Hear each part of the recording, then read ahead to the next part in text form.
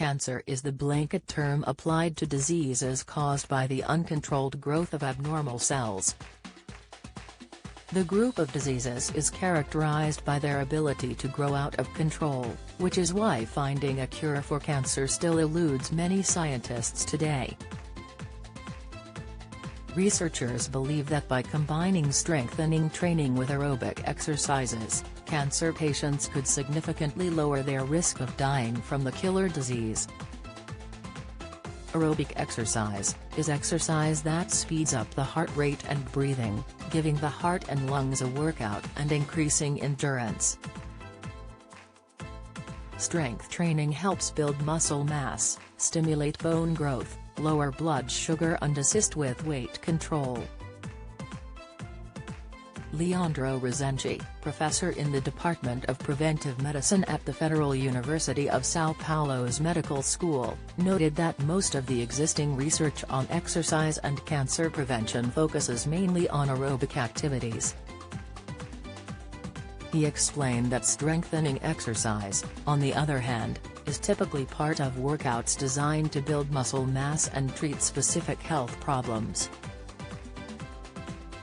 Health benefits of caffeine: how caffeine can reduce your risk of cancer. He said, physical activity has been associated with a reduced risk of several types of cancer, but it was unclear what kinds of exercise had the best results. In our study, we found evidence that muscle strength training can not only reduce cancer incidence and mortality but also have an even better effect when associated with aerobic activities, such as walking, running, swimming and cycling. For the analysis, Rezende and his team carried out a review of 12 studies which examined nearly 1.3 million people over the course of 6 to 25 years. They found that resistance workouts, such as squats, rowing, planks, and weight training, can lower the risk of death from cancer by up to 14%. Don't miss how to live longer, the anti-aging drink that can regulate cholesterol and blood pressure. Tips: popular supplement could raise risk of atrial fibrillation, experts warn. Insight: Guy Martin says his diagnosis is a load of tripe but adds it's why I am the way I am. Insight: when combining this exercise with aerobic exercise, the risk of death is further reduced to 28%. The team also observed that training twice a week could protect against cancer altogether. The findings echoed a 2016 study, which found that people with the highest levels of physical activity had lower rates of cancer of the esophagus, lung, kidney, colon, head and neck, rectum, bladder and breast cancer, compared with people with the lower levels of fitness. Rezende corroborated the recommendations of the World Health Organization: regular aerobic exercise for adults, which is 150 to 300 minutes of moderately intense exercise per week, 75 to 150 minutes of vigorous exercise or an equivalent combination, and strengthening exercises twice a week. Rezende added, the WHO's recommendations for weekly exercise are based on a number of benefits to health from physical activity, and our review of the literature showed that a reduced risk of dying from cancer is another benefit. 4 years ago, we conducted a study that associated strength training with a reduced risk of cancer.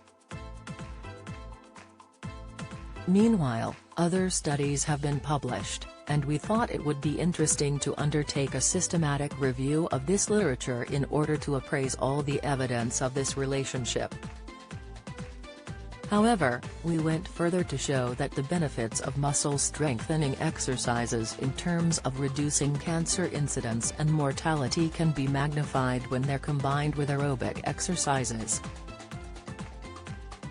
Each kind of cancer is usually named after the cells in which it begins. The onset of cancer usually begins as a solitary tumor in a specific area of the body. If the tumor is not removed, cancer has the ability to move to nearby organs, as well as places far away from the origin. The process of cancer spreading across the body is known as metastasis, which is what makes the disease so difficult to cure.